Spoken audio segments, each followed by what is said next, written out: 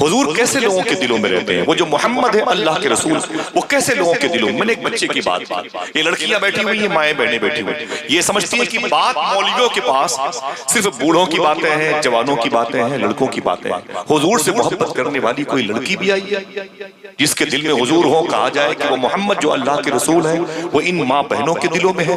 تو میں ایک بات کہتا ہوں، ہاں ہاں میری بہن حضور تیرے دل میں بھی ہے، لیکن وہ کون لڑکی تھی؟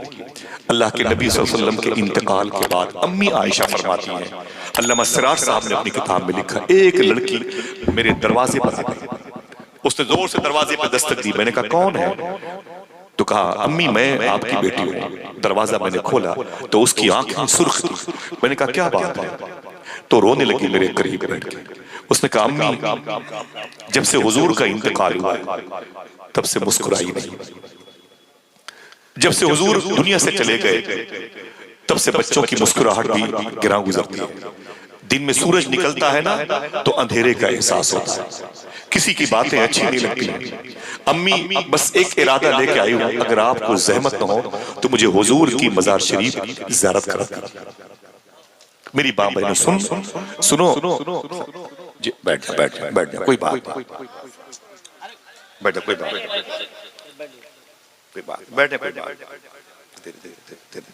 بیٹھ جا کوئی بات دے ذرا محبت سے کہتے ہیں سبحان اللہ۔ دوستو بیٹھے رہیے گا، ایک شخص کے لیے ایک شخص کافی ہے، ٹھیک ہے؟ علماء کرام کی جوتی میرے سر کا تاج ہے، اور آپ جیسے سنجیدہ مزاج کے لوگ اگر اس قسم کی گفتگو سنتے ہیں تو میری نظر میں جلسوں کا معیار بڑھتا ہی جاتا ہے۔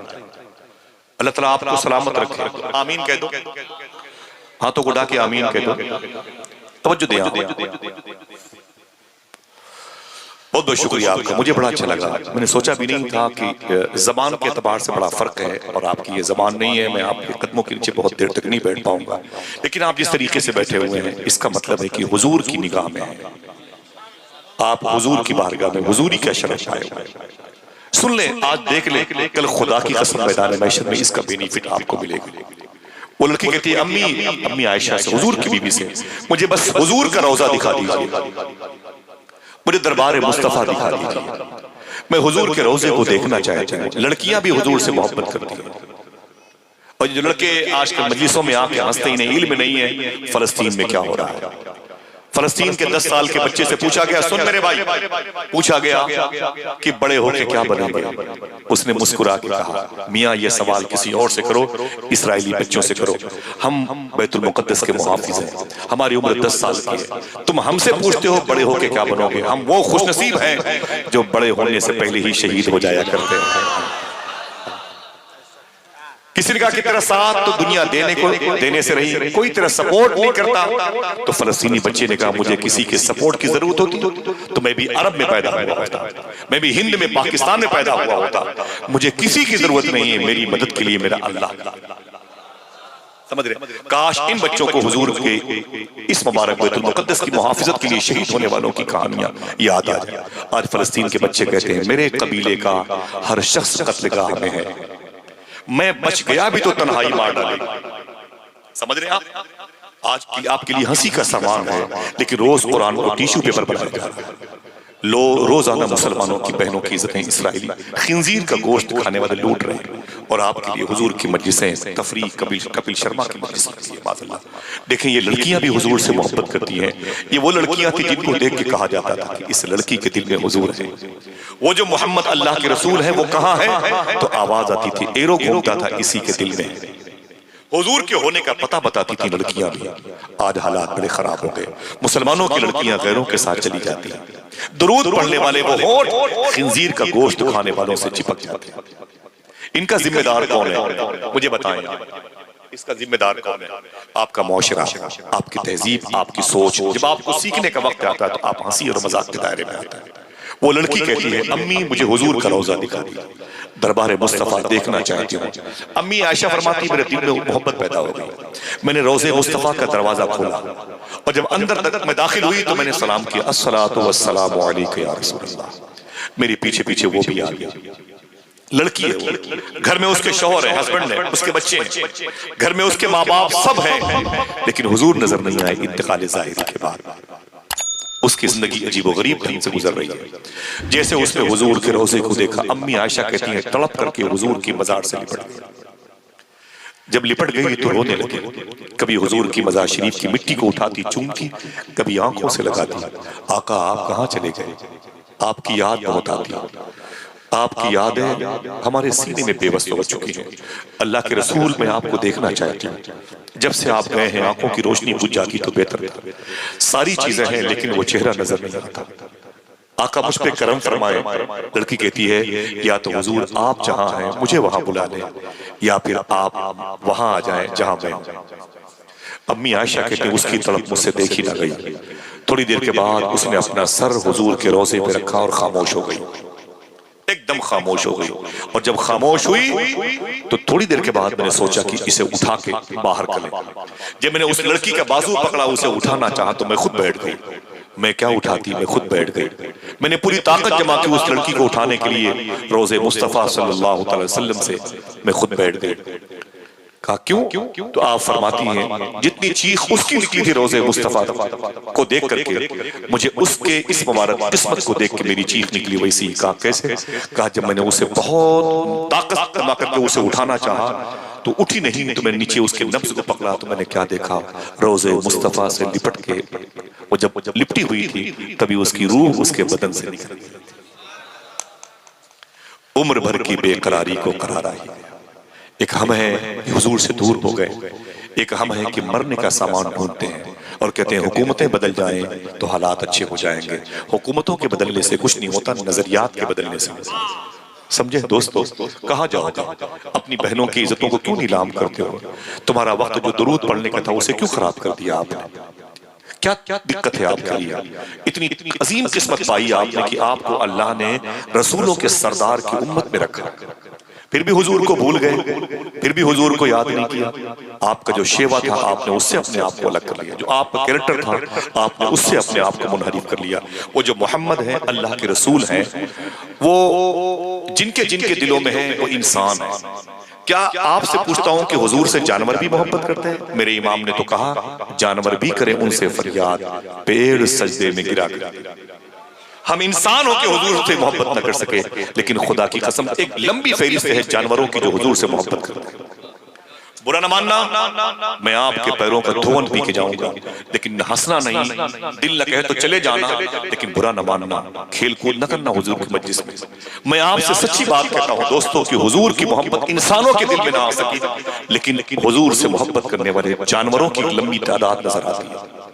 اگر اجازت ہو تو بتا دوں کہ حضور ایسوں کے قبیلے میں سے کس کے دل میں تھے؟ بتا دوں آپ کو، سنیے گا بس، نہ آپ کو زور سے بولنا ہے.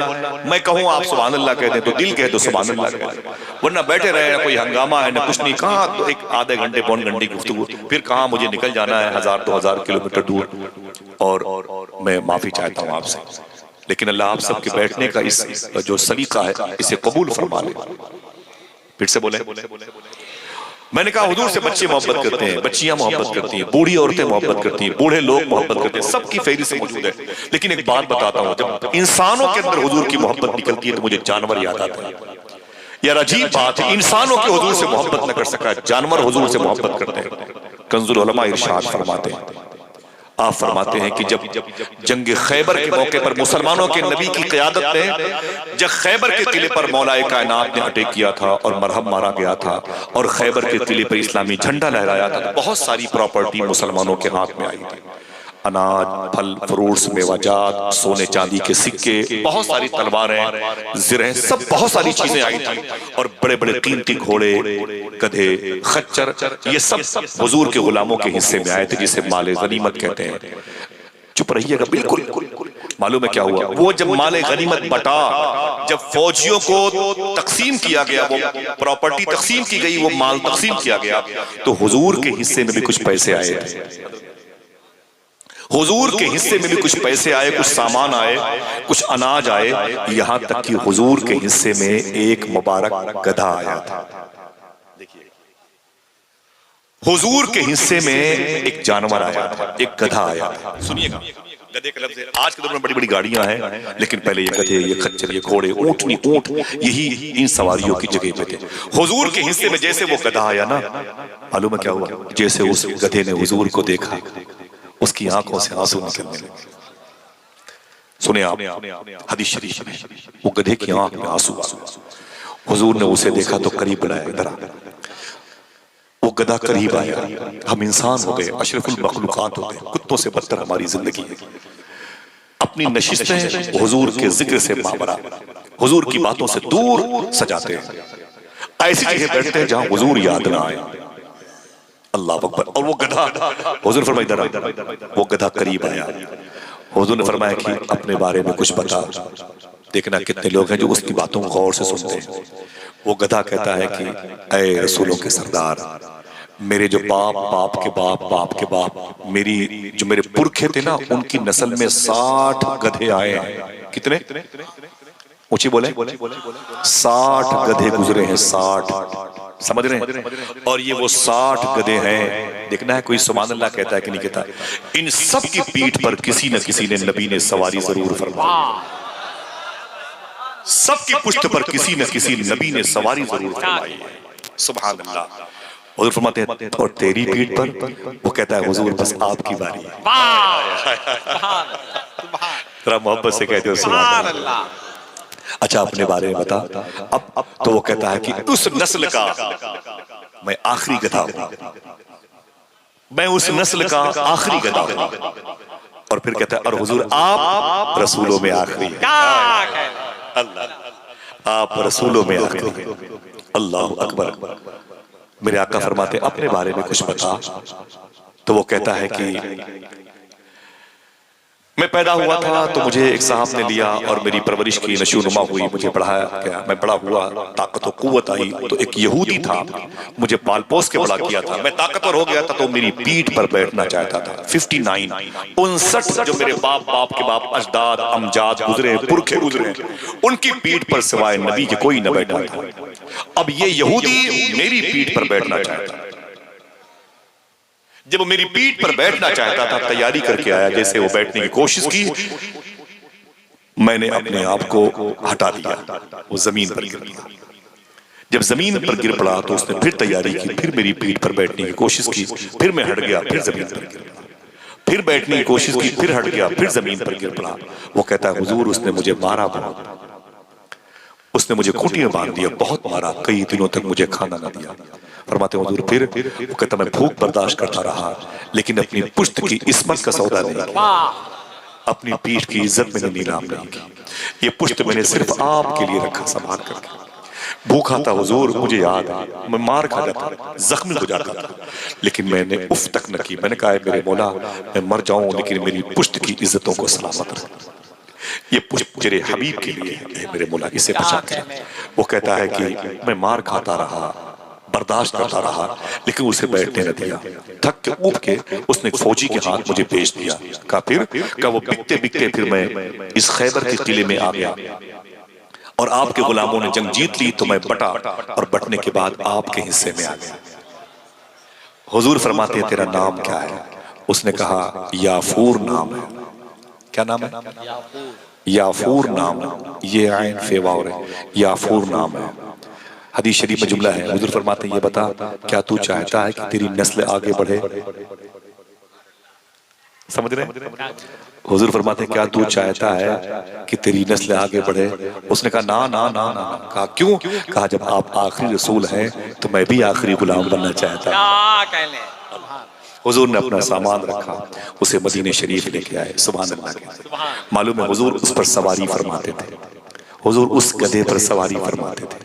یہی نہیں، جب حضور اپنے گھر واپس آتے مدینہ شریف میں، اس کے پشت سے سامان اتار کر کے حضور جب اپنے گھر میں اپنے غلاموں کے ذریعے رکھواتے تو اس مبارک گدھے سے معلوم کیا کہتے؟ اس کے کان کے پاس کھڑے تھے، سن مدینے میں میرے غلام ہیں، ان کا نام ہے طلحہ، جا کے ان سے کہہ دو کہ تجھے حضور بلا رہے ہیں۔ پھر سے ریورس کر دوں، حضور اس گدھے کے کان کے پاس کھڑے ہو کے بولتے ہو مدینے میں میرے غلام ہے، اس کا نام فلاں ہے، جا کے اس سے کہہ دو کہ تجھے حضور بلا رہے ہیں۔ اگر سبحان اللہ کہنے کے لیے آپ میں سے کوئی راضی ہو تو بتا دوں آپ سے، ایک منٹ پہلے ٹھہر جائیں. معلوم ہے اس نام کو جو نام حضور لیتے جہاں مدینے میں اس نام کا میرا غلام ہے، اسے بلا کے لا تجھے حضور یاد کر رہے ہیں. سنیں آپ، اس نام کے کئی غلام حضور کے صحابی مدینے میں ہوتے، لیکن وہ گدھا اسی صحابی کے ہاتھ تھا جس صحابی کو حضور بلانا چاہے. سبحان اللہ، اللہ اللہ اکبر. دل جس سے زندہ ہے وہ تمنا تمہیں تو ہو، ہم جس میں بس رہے ہیں وہ دنیا تمہیں تو ہو. جو دستگیر ہے وہ تمہارا ہی ہاتھ ہے، جو ڈوبنے نہ دے وہ وسیلہ تمہیں. ہمارے پاس اور کیا ہے؟ ایک کپڑے اتار لیے جائیں گے. غوث پاک فرماتے نہیں اتریں گے تو قینچی سے کاٹ لیا جائے گا. سمجھ جائے گی کوئی چیز نہیں، ساری پراپرٹی تھری کی تھری رہ جائے گی. موسیٰ علیہ السلام سے کہا، جو بھائی بیچے باتیں کر رہے ہیں میں گزارش کرتا ہوں تھوڑی سی توجہ دے دیں. موسیٰ علیہ السلام نے کہا میرے پاس ایک کیس آیا تھا. اس جملے کو حضور غوث پاک کے شہادت سید شباہت میں بیان کرنا بہت پیاری بات ہے. آج زمینوں کے معاملے میں بھائی بھائی کا قتل کرتا ہے. حضور کی محبت کہاں سے دل میں آئے گی؟ زمینوں کی محبت دلوں میں ہے. موسیٰ علیہ السلام کے پاکیزہ بارگاہ میں ایک کیس آیا. دو لوگوں نے کہا حضور یہ 50x50 کا پلاٹ میرا ہے. ایک نے کہا نہیں میرا ہے، میرے دادا نے خریدا. اس نے کہا نا میرے باپ کے باپ نے خریدا. لڑ گئے. تو ایک صاحب نے موسیٰ علیہ السلام سے کہا حضور، فرمایا کیا بات ہے؟ کہا حضور ایسا کریں ان دونوں کو الگ الگ کمروں میں بند کر دیں. الگ الگ کمرے میں بند کرنے کے بعد تفتیش کریں، خود پتہ چل جائے گا یہ زمین کس کی ہے. موسیٰ علیہ السلام کہتے ہیں مجھے مشورے مت دے، میں ان دونوں سے کیوں پوچھوں کہ زمین کس کی ہے؟ میں زمین سے نہ پوچھ لوں تو کس کی ہے، میں چل کے زمین سے نہ پوچھوں تو کس کی ہے. موسیٰ علیہ السلام آئے، بولے زمین کہاں ہے؟ بولے یہ پلاٹ ہے، یہ میرے دادا نے خریدا. اس نے کہا نا یہ میرے باپ کے فلاں نے خریدا ہے. فرماتے چپ چاپ کھڑے رہو. موسیٰ علیہ السلام نے اس زمین سے پوچھا، اس زمین سے. یہ کہتا ہے یہ میری زمین ہے، یہ کہتا ہے یہ میری زمین. اے زمین تو بتا تو کس کی ہے؟ سمجھ کے بیٹھتے ہیں، ہر چیز سمجھتے ہیں تو جملہ بھی سمجھ سکتے ہیں. ٹھیک ہے. اے زمین یہ بتا تو کس کی ہے؟ اس کی ہے کہ اس کی ہے؟ زمین سے آواز آئی اے موسیٰ کلیم اللہ، نہ میں اس کی ہوں نہ میں اس کی ہوں. دونوں جھوٹ بولتے ہیں، یہ دونوں میرے ہیں. یہ دونوں سمجھ گئے. ڈاکٹر عبدالجلیل برہان پوری نے کہا تھا طالب صبح طرب میرے ہیں، جس کو میری ہے طلب میرے ہیں. سب یہ کہتے ہیں ہماری ہے زمین، اور زمین کہتی ہے سب میرے. جھوٹ بول کے پیسے کمائے گا، دل میں عشق رسول کہاں سے پیدا؟ حرام کھا کے اپنے بچوں کو پالنے کی روایت بن گئی ہے. پوچھو یہ کیا کرتے ہو؟ تو کہتے ہیں حضور مہنگائی بہت ہے، اگر حرام نہیں کھلاؤں گا تو بچوں کو پال نہیں پاؤں گا. تو بچوں کو پالے گا. سلیمان علیہ السلام نے کہا تھا میرے مولا اتنی بڑی دنیا ہے تو اپنی مخلوق کو بندوں کو پالتا کیسے؟ اتنی بڑی موبائل آپ کے ہاتھ میں 1 لاکھ روپے کا ہے، 2 لاکھ روپے کا ہے. اسی موبائل میں ایمازون کا جنگل بیٹھ کر ابھی بیٹھے سرچ کر میرے بھائی ایمازون کا جنگل، اور جاؤ اس جنگل میں دیکھ 2 کلومیٹر نیچے کی گھاٹیاں ہیں. ان گھاٹیوں میں زوم کر کے اندر چلا جا کے نیچے دیکھ زمین کے نیچے چھوٹے چھوٹے کیڑے کتنی شان سے چلتے رہتے ہیں. پوچھ ان کیڑوں سے تجھے کھانا کون دیتا ہے؟ آواز آئے گی وہی تو ہے جو نظام ہستی چلا رہا ہے میرا خدا. ایمازون کے جنگل میں کوئی اسپتال نہیں ہے، کوئی انسٹیٹیوٹ نہیں ہے، کوئی فلاحی تنظیم نہیں ہے. انہیں کھانا کون دیتا ہے؟ وہ کیا حرام کا کاروبار کرتے ہیں؟ مسلمانوں یہ حرام تمہارے اندر سے درود کی برکتیں نکالتا ہے.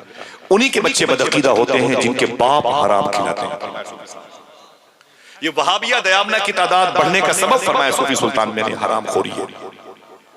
ریل بات سمجھ رہے ہیں آپ؟ کبھی دیکھو سلیمان علیہ السلام نے کیا کہا تھا، اس ٹاپک سے ہٹ کے بات یاد آتی. فرمایا اے میرے مولا اتنی بڑی دنیا کو تو پالتا کیسے؟ مسلمان اور حرام عشق رسول کیسے پیدا ہوگا؟ کیسے پیدا ہوگا؟ ہم نے تو پہلے بینڈ لگا دیا. کہا اے میرے مولا بتا تو صحیح تو دنیا کو پالتا کیسے؟ آواز آئی سلیمان یہ قریب میں تالاب ہے، اس کے کنارے چلا جا اور جا بیٹھ کے میری قدرت کے جلوے دیکھ. میں زمین کی مخلوق کو پالتا کیسے، میں کیسے پرورش کرتا ہوں. اگر آپ کو یہ چیز دور کی لگے نا تو جا کے اپنی ماؤں سے پوچھو جن کی گود میں تم نے 9 مہینے جن کے شکم میں گزارا. پوچھو اپنی ماؤں سے. آؤ چلو اپنے گھر چلتے ہیں، پوچھتے ہیں اپنی ماں سے تو پتہ چلے گا. صوفی صاحب فرماتے ہیں عجیب شان ہے، تو 9 مہینے اپنی ماں کے پیٹ میں تھا. ماں کھاتی تھی اپنے حساب سے، ماں کھاتی تھی اپنے حساب سے، لیکن اللہ بچے کو دیتا تھا بچے کے حساب سے. اگر بچے کو ماں کے حساب سے ملتا تو خون بن کے بچہ باہر آ گیا ہوتا، لیکن اللہ نے بچے کو بچے کے حساب سے، یہ اس کی قدرت کے جلوے۔ کہا سلیمان اٹھ تالاب کنارے بیٹھ جا، میری قدرت کے جلوے دیکھ۔ آپ کہتے میں بیٹھ گیا، جب میں بیٹھا نا تو میں نے کیا دیکھا، ایک چونٹی آئی، اس کے منہ میں چاول کا دانہ تھا۔ کیا ہے کہا؟ پوچھی بولے، پوچھ کے بولے کسی سے، چاول کا دانہ تھا۔ وہ یوں ٹہلتی تھی، یوں ٹہلتی تھی۔ سلیمان علیہ السلام کہتے ہیں میں اسے دیکھتا رہا، اچانک تالاب کے اندر سے میڈک باہر آیا۔ جب میڈک باہر آیا نا تو چونٹی آگے بڑھی، اس کے پیروں پہ چڑھ گئی، اس کے منہ کے پاس گئی۔ میڈک نے اپنا منہ کھولا، چونٹی اس کے منہ کے اندر چلی گئی۔ میڈک نے منہ بند کیا، تالاب میں ڈبکی لگائی، میڈک غائب۔ یہ بیٹھے رہے، کچھ دیر کے بعد پھر میڈک باہر آیا۔ جب باہر آیا تو چونٹی اس کے منہ میں تھی۔ اب چونٹی تھی لیکن وہ چاول کا دانہ نہیں تھا۔ نکلی اس کے منہ سے، اس کے پیروں کے راستے سے ہو کر کے اپنی بل سوراخ میں چلی گئی۔ سلیمان علیہ السلام نے شکر کے سجدے ادا کیے اور کہا اے میرے مولا، یہ تیری قدرت کیا ہے؟ یہ چونٹی، یہ چاول کے دانے، جاتے وقت ہونا، واپسی میں چاول کا دانہ نہ ہونا، میڈک کے منہ میں جانا، میڈک کے منہ سے نکلنا، کیا ماجرا ہے؟ اللہ فرماتا ہے کہ اے سلیمان، اس تالاب کے بالکل بیچوں بیچ میں ایک ٹاپو ہے، ایک جزیرہ ہے، ابھری ہوئی مٹی ہے، جسے آپ جزیرہ کہتے ہیں، ٹاپو کہتے ہیں۔ اللہ فرماتا ہے سلیمان، میں نے اس جزیرے پر، ٹاپو پر ایک اندھا کیڑا پیدا کیا ہے۔ دیکھنا ہے کتنے لوگ ہیں جو سبحان اللہ کہہ کے تھوڑا سا ثواب کما سکتے ہیں۔ میں نے اندھا کیڑا پیدا کیا ہے۔ اندھا کیڑا وہ وہیں رہتا ہے، اس اندھے کیڑے کو کھانا پہنچانے کے لیے میں نے اس میڈک کو پیدا کیا، اس چونٹی کو پیدا کیا ہے۔ جو پروردگار عالم اندھے کیڑوں کو پالے، وہ اپنے حبیب کی امت کو بھوکا مار دے۔ صاحبو سراسر آپ نقصان میں ہیں اگر آپ حرام کی طرف مائل ہیں۔ حضور سیدنا شیخ نے ارشاد فرمایا تھا، تم سچ بولو اور حلال کھاؤ، بقیہ بخشش کی ذمہ داری عبدالقادر لیتا ہے۔ کچھ نہیں کرنا آپ کو، اپنے بچوں کو جامعہ ازہر نہیں بھیجنا ہے، اپنے بچوں کو جامعہ اشرفیہ جامعۃ الرضا نہیں بھیجنا ہے، سمجھ رہے ہیں؟ بس آپ اپنے بچوں کو حلال کھلا دیں، اپنے بچوں کو سچ بولنے کی تعلیم دے دیں، آپ کامیاب۔ اتنا تو کر سکتے ہیں نا بھائی، آپ کیا نہیں کہتے اپنے بچوں سے بیٹا میتھ میں ٹاپ کر لے، انگریزی میں ٹاپ کر لے، جغرافیہ میں ٹاپ کر لے، کسی سبجیکٹ میں تو ٹاپ کر لے۔ فرماتے ہیں صوفی صاحب قبلہ اپنے بچے سے کبھی یہ بھی کہہ دیا کر، اے میرے بچے سچ بولنے میں بھی ٹاپ کر لے، دنیا میں سال دے۔ میں نے پوچھا صوفی صاحب قبلہ سے کہ غوث پاک کی سب سے بڑی کرامت کیا ہے؟ سیدنا شیخ عبدالقادر جیلانی کی سب سے بڑی کرامت کیا ہے؟ آپ نے فرمایا کہ غوث اعظم کی دو سب سے بڑی کرامت ہے۔ دیکھنا کوئی ہے جو اس بات کی تائید کرتا ہے؟ فرماتے ہیں غوث اعظم کی دو سب سے بڑی کرامت ہے۔ میں نے کہا وہ کون سی؟ یہ مرغے کو زندہ کرنا، یہ سورج میں گم ہو جانا، یہ چور کو ابدال بنا دینا؟ فرمایا نا نا، غوث پاک کی دو سب سے بڑی کرامت ہے۔ میں نے کہا وہ کون؟ کہا ایک کرامت یہ کہ غوث پاک نے کبھی جھوٹ نہیں بولا، دوسری سب سے بڑی کرامت یہ کہ غوث پاک نے کبھی حرام نہیں کھایا۔ اللہ مسلمان ہو تو